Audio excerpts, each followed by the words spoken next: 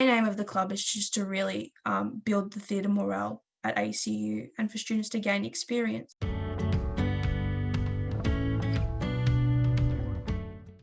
Hi guys, welcome back to our Regroup podcast, a chance for us to regroup as a ACU community.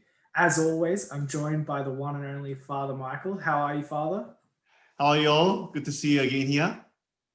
Fantastic. Yeah, it's so good to see everyone. We just got back from a week off for our mid-semester break, a good chance to kind of recharge and refocus and come back and finish strong. Did you get up to anything interesting, Father, on your week off? Well, I also have duties to look after my own community at Pascalville, and also I'm studying a few things too. So it's really full on, but I'm always glad to work with you and have some fun with you guys. So. Fantastic. It sounds like you're keeping busy even when you're relaxing. Yes. We did have that week off, so there was no events happening last week, but we have had events in week 9, the previous week and this week. And there's been plenty going on. So the Adulting 101 Connect group kind of came to an end. We've been talking about all these different characteristics that make a successful adult. And we finalized and wrapped it all up in a nice bow, talking about balance, making sure that we're balancing them all. And then also we had a great discussion in the Connect Saints group the other week. We were talking about St. Catherine of Siena. And Father, I was wondering, do you know much about St. Catherine, or what's her influence been on your particular vocation and life? Oh yes, St. Catherine of Siena, what a great saint. Obviously she's one of my favorite saints, whose feast day is 29th of April. She was a young lady who had left so many letters about spirituality and sound doctrine. So that is why we honor her as a doctor of the church. And in her life, she always cared for those who are poor and needy. And she was a very strong supporter of this Pope and the teachings of the church. So at this time, during this pandemic, we can imitate her to help each other, especially those who are less fortunate than us, and stay strong on our faith and come closer to our God and build up the intimate relationship with him. I think that's how we can follow her first step as well. Yeah, fantastic, Father. And if I remember correctly, I believe she lived during the time of the Black Plague. So although we're not living in the Black Plague, we're living in COVID, there are definitely comparisons, and that charity she showed and that kindness to others is definitely something we can take example from and try and live out in our own lives. So that's right, yes. Wonderful. Thank you so much. And now we're going to just jump straight in. We've got a great interview with Chiara from the Theatre Space Club. So let's dive in now. Good. Hello, you all. Today we are joined by Chiara from the Theatre Space Club. So tell us a bit about yourself, Chiara, please. I'm 20 years old. I'm a singer and have been vocally trained for 5 years. This is my first year at ACU. I was previously studying music theatre at the Australian Institute of Music. I've been in over 20 musicals and have played various roles, and I also professionally review theatre in and around Melbourne for a review space called the Theatre Room. Awesome. Oh my goodness, that's fantastic. And so you mentioned you studied at the Music Academy previously. Yeah. So what did you study there? I was studying music theatre there, so I was learning dance, singing, and also acting. I only did my first 2 semesters there because I had to defer. But it was a great experience. I got to work with a few industry professionals, which will be really helpful when things come together with the theatre space. Awesome. And so now you're studying at ACU. Do you want to tell us a little bit about what you're studying and why you decided to kind of move over to ACU? I absolutely love education, so I'm currently doing the double degree of arts and humanities. I'll be majoring in drama and minoring in English. I have a strong passion for the arts, and my main aim is to try and kind of reduce the stigma around arts-related subjects and the arts industry. So I think in Australia there's such a big issue with kind of tall poppy syndrome and the idea that the European-based market is a lot more aesthetically pleasing rather than the Australian audience or the Australian theatrical landscape. So I'm trying to reduce that kind of stigma, not only within my own professional career, but within trying to boost the morale of theatrical ideas and education within ACU as well. You mentioned that there's like a European style of theatre and an Australian style of theatre. I'd love to know like some of the differences between the two. So currently, I actually learned about this in one of my classes. The idea that, you know, British colonialism and settlement has influenced the Australian culture so much that it's kind of a want for European-based theatre rather than Australian theatre. It's always considered subdominant, and it's never considered as aesthetically pleasing, as I said before, to what European content is. Australian colloquial language, Australian ideals, how we see the world is never really as prominent as what the European landscape is. Even if you see in Melbourne, there's so much international theatre that comes to Melbourne. Harry Potter, for example, you know, that's an English-based company, that's an English-based theatre production. And, you know, there's only such things like Melbourne MTC, that really produce kind of Melbourne-based works. There's obviously small theatres in and around Melbourne that produce cabaret shows, which are written by Australian actors, but they're always not considered as prominent or as big as the European shows.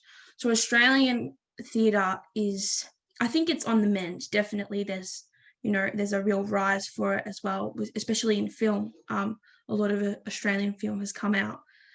And that's kind of changing that stigma that, you know, European theatre is the best theatre that's ever come out of, you know, the theatrical world rather than European-based stuff. So yeah, that's my point exactly, especially with myself auditioning for a lot of things. You can see when you're in the audition I kind of get this vibe anyway, if you're not considered to be the best what they're looking for example. So they might prefer a European-based actor. And, you know, the Elizabethan Theatre Trust that started in the 60s, I'm pretty sure, kind of almost influenced that because they only performed European shows. So, you know, people have kind of gotten used to the European aesthetic rather than the Australian aesthetic. Well, thank you. I really like the idea of we localize the theatre work in Australia, and I think it's very important in that regard as well to understand our culture, our background, and then put it into the theatre work. Yeah, definitely. There's just such a especially within jobs like arts-related jobs, there's such a stigma surrounding that, you know, that they're not professional jobs, and you know, just because they're kind of independent based, that they're not considered as professional as, say, a medical degree or anything related in the science department. So I think it's really important that we try and, you know, raise awareness about the fact that arts, if not, is just as hard or just as prominent as maths or science within the Australian landscape. So would it be fair enough that sort of idea is the main focus for you to join the Theatre Space Club, or is any initiative thoughts why you are interested in the theatre club apart from that reason? Yeah, I absolutely love the theatre. I did dance when I was younger. I've been in pretty much when I was in high school, I got granted the opportunity to be arts leader, and I was in every school musical. I got to play lead roles such as Tracy Turnblad, Mrs. Potts, and I think that's what really got me started into theatre. And I noticed when I came to ACU that there is elements of the theatrical landscape, but there isn't a real outlet for students to express their kind of abilities within the theatre. So I started the theatre club because I felt there needs to be a place for students to have that kind of outlet. ACU previously had their performing arts club, which kind of diminished after the students left because it didn't get passed on. So I'm only in my first year, so I'm hoping that over my 4-year degree, I'm able to kind of push it forth so it's up and coming, and then next people can kind of take over it and build it even bigger and better to what we kind of establish it to be. It's quite a new club, and the club aims to kind of look at reviewing and not only just like the theatrical landscape, but anything that comes within that. So arts, music, galleries, etc. We're currently looking for members. So if anyone's interested in participating in that, we're happy to take anyone on board. We're trying to promote an inclusive environment. Both the theatre and the arts is so inclusive. Not only, well, it can be questioned that it's inclusive, but we're trying to remove again that stigma of trying to include people and making sure that it's kind of a vibrant and inclusive environment, and that students are promoting their interests in the broader creative arts. And we're also trying to target educational values. So we want students to learn and grow within the theatrical landscape. We want them to learn new ideas, workshop with industry professionals, have creative nights such as trivia nights, karaoke, singing. We just want it to be kind of a community-based society for students to make friends. It doesn't really matter your background in the theatre or the arts sphere, but we just want to make sure that it's inclusive as possible and it's teaching students something. That's fantastic. Even just talking to you, I can hear your passion for the theatre and just your knowledge as well. It's incredible. So I'm sure, like, even though it's just starting, that the Theatre Space Club is definitely going to flourish. I'd love to know, like, for you to share a little bit about your experience in the actual starting up of the club. Like, what has it been like for you? Have you faced challenges? Is there a lot of logistics to starting a club? Because I'm sure there's plenty of students out there who absolutely. are kind of looking to start things, but they're just not sure, how do I start? So basically I wrote a really lengthy proposal. I wanted to put absolutely everything I had into that proposal because I didn't want to be knocked down, because I tried to build something of this nature at my old university and they just didn't accept it. So I was really happy that ACU was taking my ideas on board, and everyone was so helpful in the process. So yeah, I wrote a really, really lengthy proposal that went through key objectives, key ideas, because I mainly originally wanted to start a review-based club that people who saw things in and around Melbourne, no matter what it was, to just review it on an ACU-run platform. But I've later decided to kind of expand that, because I know that's kind of limiting, because not everybody is interested in reviewing whatever they see. So we wanted to kind of emulate the theatre landscape. So we kind of decided that, well, I want it to be inclusive as possible. So I wanted to use all the domains within the theatre. So yes, I wrote a really lengthy proposal. I sent it out. And then it took a really, really long time for it to come back and be approved. There's lots of logistics to it, mainly for the health and safety of students. There's nothing against the club or anything like that, but they look to see if it's educational, if it has a value to students, and if it's faculty-based. Obviously, this club is separate from faculty, but we have been in touch with faculty teaching staff who can help us to broaden the horizons of the club and also promote it for us. So yeah, it was quite a lengthy process. I pretty much published it when I started university, so maybe around March, and I didn't get approved until like last month. So yeah, it's a lengthy process, and you have to wait for the university leaders to meet to approve the club. But yes, we are really, really excited about it. As much as it was such a lengthy process, it's really coming together. So we're really happy. Oh, it's literally very new, isn't it then? It took a long time to go through all this process, and well done. Thank you so much. You achieved already a big step to begin this club. And Personally, when I was in the uni back in Korea, I was part of the theatre club as well in my uni. So I'm personally Awesome. to see that you are beginning this great club as well. So what are some of the ways that the other students can get involved and stay in touch with what you're doing, like me who are interested in those theatre work? Yeah, absolutely. So our membership is only $10 at the moment. Students are able to sign up for membership via ACU Life. So every student has their own ACU Life page. They just need to kind of log in and set it up.